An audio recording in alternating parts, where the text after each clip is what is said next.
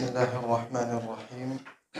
Assalamualaikum warahmatullahi wabarakatuh. Alhamdulillahi rabbil alamin. Wabihi nasta'inu ala umuri dunya waddin. Ashhadu an la ilaha illallah wahdahu la sharika lah. Waliyus salihin. Wa ashhadu anna Muhammadan abduhu wa rasuluh. Sallallahu alaihi wa ala alihi wa sahbihi. ومن تبعهم بإحسان إلى يوم الدين أما بعد اللهم لا علم لنا إلا ما علمتنا إنك أنت العليم الحكيم اللهم علمنا ما ينفعنا وانفعنا بما علمتنا وزدنا علما اللهم إنا نسألك علما نافعا ورزقا طيبا وعملا متقبلا. Ibu-ibu jamaah Majelis Ta'lim Baitur Rahman yang dirahmati Allah Subhanahu wa taala. Kembali kita lanjutkan kajian kita pada kitab Qawaid Qur'aniyah. Alhamdulillah kita sudah memasuki pada kaidah yang ke-10. Ibu-ibu yang dirahmati Allah Subhanahu wa taala, kemenangan, kejayaan, kemuliaan merupakan cita-cita atau impian setiap manusia, setiap umat manusia, bahkan setiap bangsa. Semua orang mengharapkan kemenangan, kejayaan, kemuliaan. Terutama kita kaum muslimin, kita merindukan kejayaan dan kemuliaan yang pernah dirasakan oleh kaum muslimin terdahulu. Mungkin kita sering bertanya, ibu-ibu, di mana kejayaan dan kemuliaan Islam pada hari ini? Padahal jumlah kaum muslimin saat ini di seluruh dunia ada berapa, ibu? Ada yang tahu, ibu? Jumlah umat Islam, jumlah kaum muslimin di seluruh dunia sekarang berapa, ibu? Lebih kurang ada 2 miliar, ibu. Jumlah kaum muslimin di seluruh dunia saat ini lebih kurang 2 miliar. Yaitu pemeluk agama terbesar kedua setelah kaum Nasrani. Bahkan Islam di sebagian negara merupakan agama mayoritas. Akan tapi sekali lagi kita bertanya, kemana kemuliaan dan kejayaan umat Islam pada saat ini? Kita melihat kaum muslimin pada saat ini mirip seperti buih di lautan, ibu-ibu. Mudah terombang-ambing ke sana kemari. Kaum muslimin pada saat ini kita lihat seolah-olah tertekan. Tidak dapat mengungkapkan jati diri mereka dan identitas kaum muslimin. Kaum muslimin pada hari ini, ibu-ibu, terlihat lemah. Seolah-olah bisa dihancurkan kapan saja. Kira-kira apa penyebabnya, ibu-ibu? Apa penyebabnya yang menjadikan kaum muslimin pada saat ini itu terlihat seperti yang kita katakan tadi? Padahal kalau kita katakan jumlah, kaum muslimin dahulu itu jumlahnya lebih sedikit. Akan tetapi mereka mulia, mereka jaya, mereka menang. Lalu apa permasalahannya?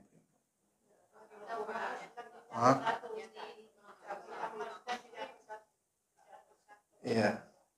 Jawaban ini atau pertanyaan ini, ibu-ibu, pernah ditanyakan. Jawab pertanyaan seperti ini, semisal ini, pernah ditanyakan oleh para sahabat dahulu. Ketika perang apa? perang Uhud. Ya. Sebagaimana kita ketahui kaum muslimin pada perang Uhud itu kalah. Padahal di perang Badar menang. Padahal jumlahnya lebih sedikit. Lalu datanglah jawaban langsung dari langit. Allah abadikan jawabnya dalam surat Ali Imran ayat ke-165. Apa kata Allah? Awalamma asabatkum musibatun qad asabtum mithlaiha qultum anna hadha. Ketika kaum muslimin bertanya ketika mereka kalah di perang Uhud, kok bisa kita kalah? Padahal kita bersama Rasul sallallahu alaihi wasallam. Padahal kita melawan kaum musyrikin. Padahal ketika perang Badar kita menang. Qultum anna hadza, kata Allah. Kalian bertanya, kenapa kami kalah? Lalu Allah jawab, qul huwa min indi anfusikum. Katakanlah wahai Muhammad, kekalahan kalian disebabkan karena kesalahan kalian sendiri. Apa kesalahan kaum muslimin pada perang Uhud, jemaah? Tidak mematuhi Rasul sallallahu alaihi wasallam. Rasul katakan kepada para pemanah, tetap berada di gunung, walaupun kami kalah, walaupun kami menang, tetap di gunung. Akan tetapi ketika melihat dunia, melihat harta rampasan di depan mata, mereka lupa perintah Nabi sallallahu alaihi wasallam. Lalu mereka turun dan ternyata kaum musyrikin balik menyerang kaum muslimin dari belakang. Jadi itulah jawabannya.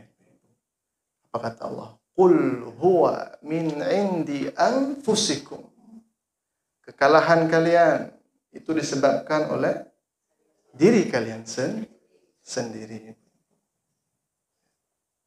Dan itulah yang menjadi penyebab kenapa kaum muslimin saat ini juga terlihat lemah, seolah-olah tidak jaya, kemuliaannya hilang, tidak seperti dahulu. Penyebabnya adalah kembali kepada kaum muslimin sendiri. Akan tetapi kita tidak boleh putus asa.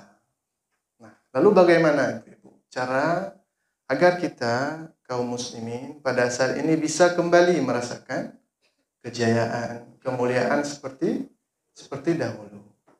Dan jawabannya Allah telah memberikan sebuah kaidah.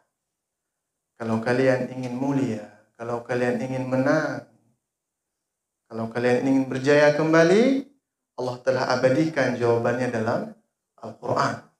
Itu apa kaidahnya Ibu-Ibu? Kaidahnya ada di buku kita Ibu-Ibu. Kaidah yang ke-10 apa? Wala yansurannallahu may yansuruh.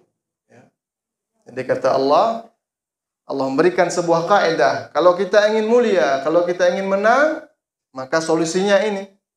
Wala yansurannallahu may yansuruh. Apa artinya itu? Sesungguhnya Allah pasti menolong orang yang menolong Allah. Sesungguhnya Allah pasti menolong orang yang menolong Allah. Kaidah ini Ibu-Ibu pada surat Al-Hajj ayat ke-40 menegaskan kepada kita kalau kita ingin mulia, ingin menang, maka tolonglah Allah. Tolonglah Allah. Apa kaitannya Ibu-Ibu? Kita tadi bicara kemenangan, bicara kejayaan. Kenapa solusinya menolong Allah? Karena ketika Allah menolong kita, pasti kita menang. Kalau Allah menolong kita, pasti menang, pasti jaya. Nggak mungkin kebalikannya. Itulah kenapa solusinya adalah kita harus menolong Allah. Kalau kita lihat ayat ini, Ibu, wala yansurannallahu may yansuruh. Di situ ada penekanan dalam kalimatnya ada dua penekanan yang menunjukkan kepastian. Penekanan yang pertama ada pada kalimat wala yansurannallah. Wa, para ahli tafsir mengatakan kalimat ini asalnya adalah wallahi la yansurannallah. Demi Allah, Allah bersumpah, ya, Allah pasti menolong. Itu bentuk alat penguat yang pertama. Penguatan yang kedua, Allah jadikan kalimat yang suru ditambah dengan lam dan an-nun. Pada asalnya kalimatnya yang suru. Kalau Allah tambahkan lam di depan dan di belakangnya ditambah dengan nun taukid. Jadilah wallahi la yansurannallah, demi Allah pasti, enggak mungkin enggak, Allah pasti akan menolong orang yang menolong Allah. Lalu muncul pertanyaan ibu-ibu, bagaimana cara kita menolong Allah? Apakah Allah butuh ditolong? Apakah Allah butuh ditolong? Allah katakan, tolong Allah, Allah akan tolong kalian. Sama seperti ayat yang lain di surat Muhammad misalnya, in tansurullaha yansurkum. Kalau kalian menolong Allah, Allah tolong kalian. Kalau di hadis Nabi SAW ada contohnya, ihfazillaha yahfazka. Jagalah Allah, maka Allah akan jaga kalian. Apakah Allah butuh ditolong? Apakah Allah butuh dijaga? Padahal Allah mengatakan dia Al-Qawi, maha kuat. Al-Ghani, maha kaya. Al-Aziz, maha perkasa. Apakah Allah butuh ditolong? Tidak. Maksud menolong Allah di sini adalah dengan cara menolong agama Allah. Menolong agama Allah, menolong Rasul sallallahu alaihi wasallam semasa hidupnya, bahkan setelah kematian beliau, menolong agama Allah dengan cara mensyiarkan syiar-syiar agama Allah Subhanahu wa taala. Dan ketika kita menolong agama Allah, ibu-ibu, bukan berarti Islam butuh untuk ditolong atau Allah butuh ditolong. Ketahuilah ibu-ibu, seandainya kita tidak pun menolong agama Allah, Islam akan tetap jaya. Itu janji Allah. Allah katakan huwallazi arsala rasulahu bil huda wa dinil haq. Dan dialah Allah yang telah mengutus agama ini dengan wallazi arsala rasulahu bil huda, dengan petunjuk, wa dinil haq, dan agama yang benar. Untuk apa? Liyuzhirahu 'ala ad-dini kulli. Pasti Islam ini akan jaya. Mau kita tolong, mau kita tidak tolong, Islam tetap akan jaya. Lalu untuk apa, Ustaz? Ketika kita berusaha menolong agama Allah, kebaikannya itu akan kembali kepada siapa? Pada kita, diri kita sendiri. Ketika kita membangkang, tidak taat, Allah tidak mudarat sama sekali. Seperti kata Allah Subhanahu wa taala dalam hadis qudsi, ya ibadi, wahai hambaku, lau anna awwalakum wa akhirakum, kata Allah.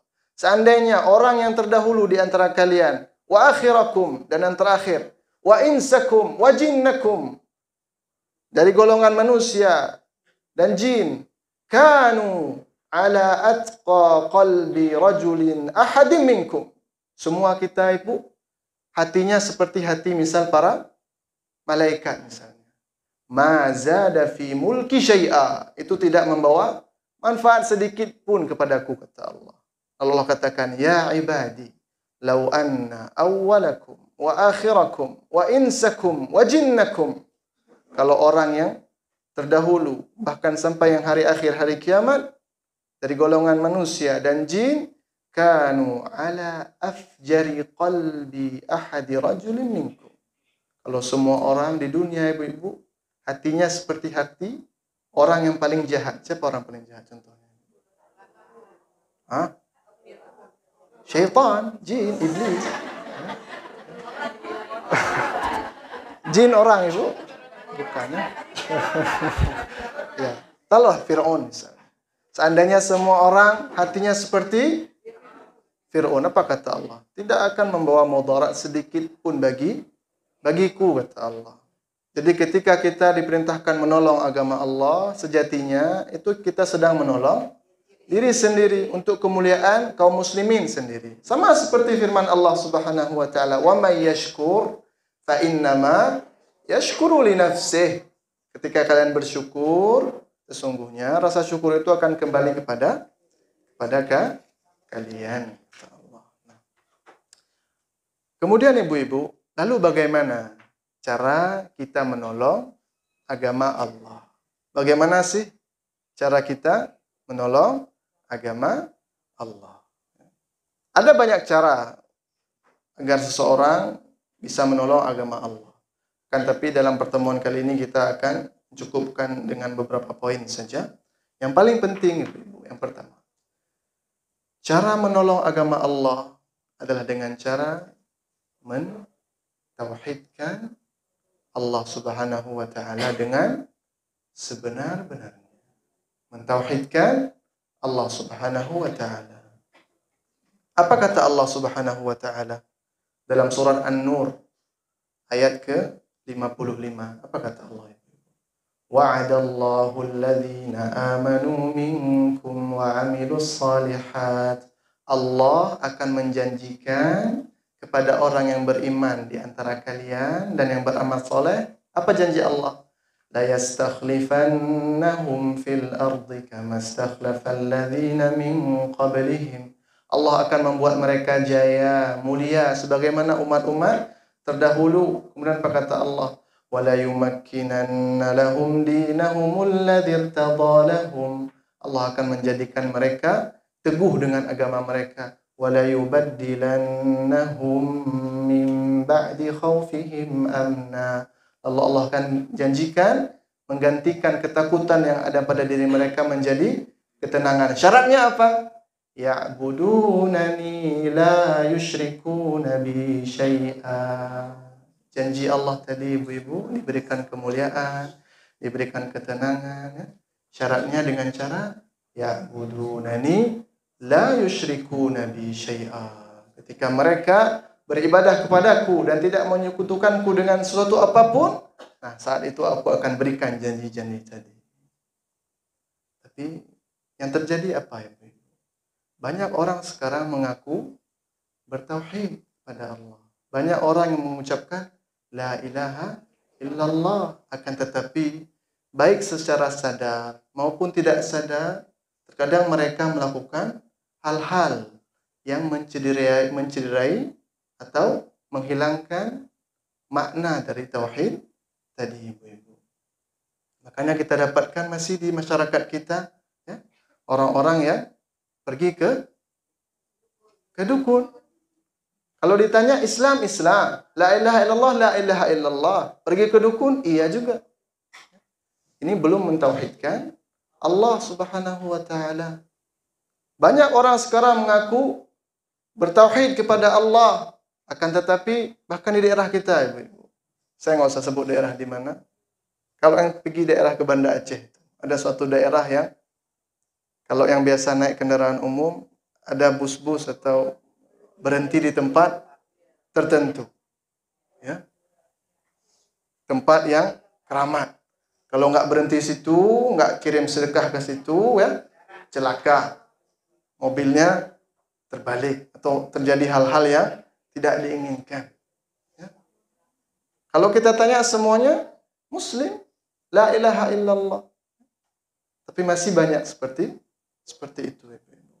Bahkan di daerah-daerah kita, kalau mau mengadakan misal walimah, malam sebelumnya mengadakan yang namanya apa ibu? Kenduri apa ibu? Kalau daerah kami ada yang namanya kenduri arwah. Kenduri arwah. Kalau nggak buat kenduri ntar arwahnya marah. Besok acaranya gagal. Orang yang bertauhid tidak akan terkecoh dengan hal-hal tersebut ibu-ibu. Banyak contoh di masyarakat kita. Ya. Orang yang pergi mengadakan sesajen, ya, ibu-ibu. Kenduri apa lagi? Ya, kenduri laut, kenduri apa lagi? Sungai, kenduri pasir, kenduri sawah, kenduri macam kenduri. Ya. Semua itu mereka lakukan, baik mereka sadar ataupun tidak sadar, mereka telah mencoreng atau mencederai ketauhidan mereka. Makanya hal yang paling penting ibu-ibu, ya, untuk kita tanamkan pada generasi setelah kita adalah apa? Tauhid. Kita semua ingat wasiat Luqman kepada anaknya. Apa wasiat Luqman pertama itu? Wa idh qala Luqmanu libnihi wa huwa ya'idhuhu apa? Ya bunayya. Wahai anakku, nasihat pertama ibu, wasiat pertama apa kata Luqman? La tusyrik billah. Inna syirka la zulmun azim. Ibu. Jadi alangkah lucunya sekarang ada orang-orang yang menentang ketika kita berdakwah tentang tauhid. Ustaz, enggak perlu kita bicara tentang tauhid. Semua orang kita sudah beriman kepada Allah, bertauhid kepada Allah, mengatakan asyhadu an la ilaha illallah, la ilaha illallah. Kan tapi secara tidak sadar masih banyak orang yang pergi ke kuburan yang dianggap kuburan keramat, di simpang keramat, ya. Meminta kepada kuburan, ya.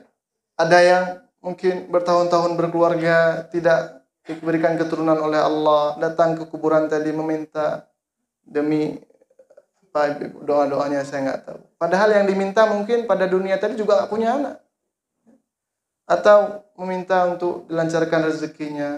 Banyak atau tidak ibu-ibu seperti ini? Masih banyak kita nggak usah bilang jauh-jauh ibu-ibu. Di daerah kita sendiri masih banyak hal ini. Kalau masih, yakinlah ibu-ibu, kalau masih ada praktek-praktek seperti ini di suatu daerah, bagaimana kaum muslim mau berjaya? Makanya lucu kita dapati orang-orang sekarang yang menggembor-gemborkan persatuan umat muslim, ya, kaum muslimin. Akan tetapi kesyirikan masih merajalela. Ya sudahlah, mereka kan tetap saudara kita kaum muslimin. Yang penting kita bersatu dan berjaya. Mustahil ibu-ibu. Nabi SAW berdakwah berapa tahun di Makkah ibu-ibu? Nabi SAW berdakwah di Makkah 13 tahun. Di Madinah hanya 10 tahun. Di Makkah 13 tahun, dakwah beliau apa ibu-ibu? Semua tentang tauhid, menguatkan keimanan, keyakinan mereka kepada Allah Subhanahu wa taala. Setelah itu baru Allah syariatkan salat, Allah syariatkan puasa, Allah syariatkan haji dan seterusnya.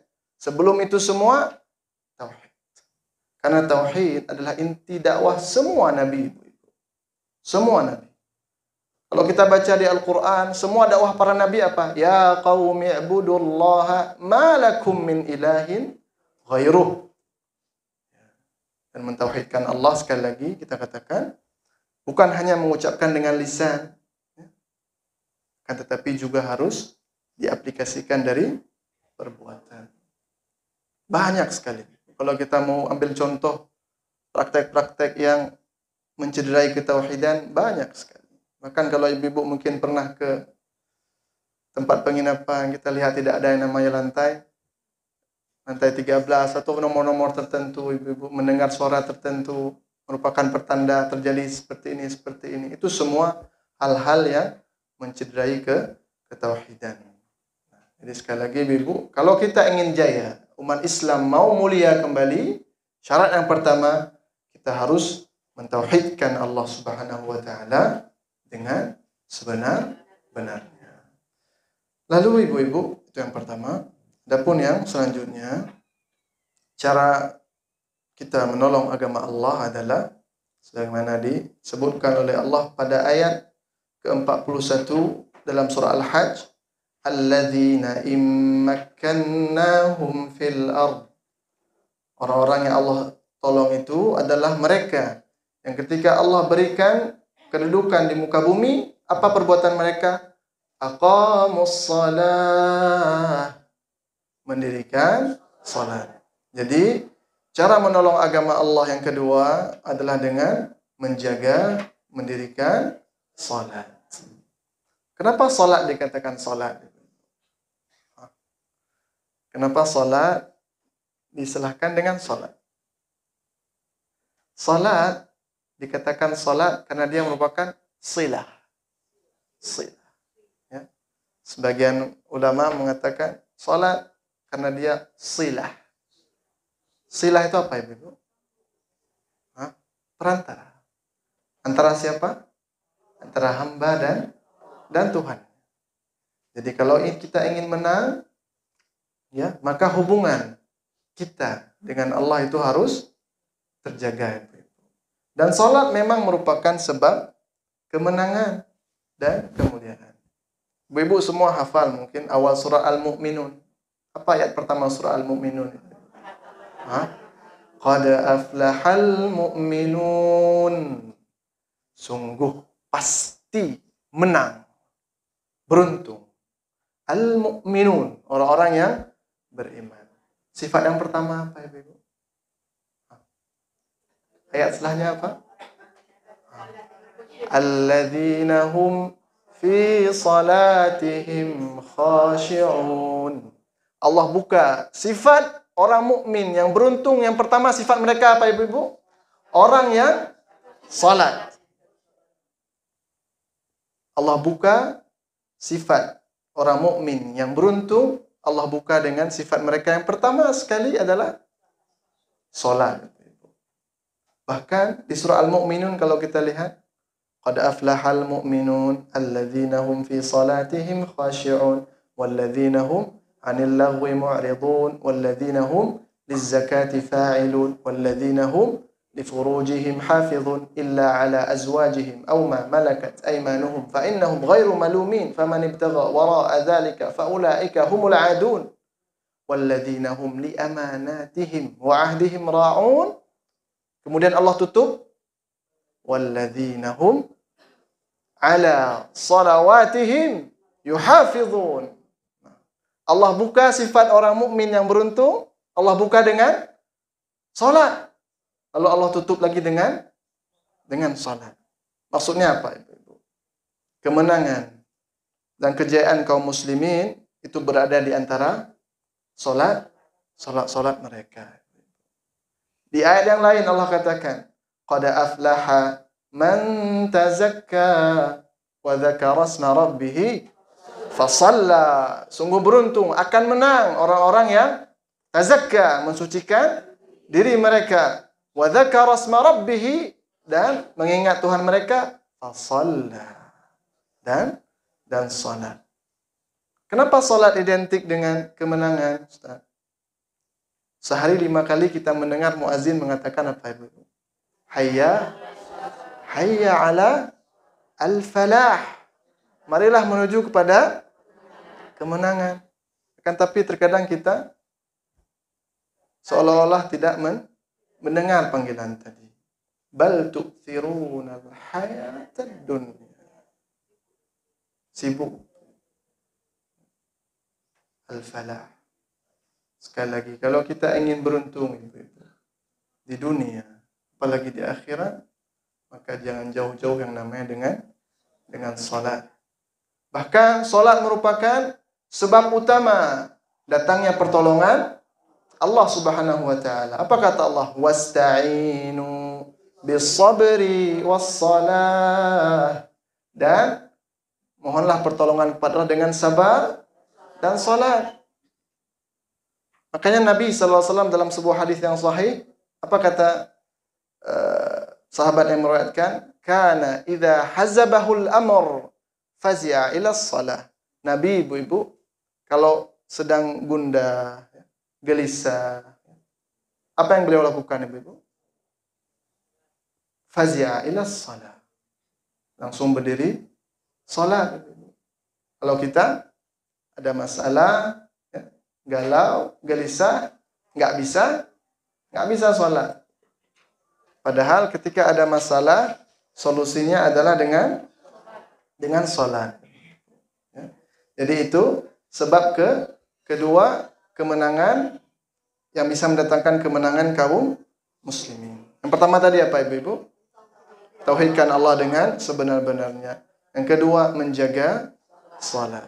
Maka marilah kita bimbing generasi setelahnya untuk lebih peduli dan perhatian terhadap salat. Dan salat, ibu-ibu, yang dimaksud di sini bukan hanya sekedar takbiratul ihram lalu salam. Maksud mendirikan salat adalah kita menjaga rukun-rukun salat, wajib-wajib salat, sunnah-sunnah salat. Kalau ibu-ibu di rumah mungkin ketika mendengar azan, jangan lagi menunda-nunda salatnya ibu-ibu. Yang masih menonton misal sinetron, atau menonton berita, masih dengan channel TV, atau masih dengan ngaduk adonan kue, adonan makan siang. Begitu mendengar hayya 'alas shalah, hayya 'alal falah, tinggalkan semua. Walaupun ibu-ibu tidak dianjurkan untuk solat berjamaah di masjid, kan tapi usahakan untuk selalu solat di awal waktu. Itu yang kedua. Kata Allah, alladzina immakkannahum fil ard aqamus shalah. Kemudian apa? Wa atawuz zakah.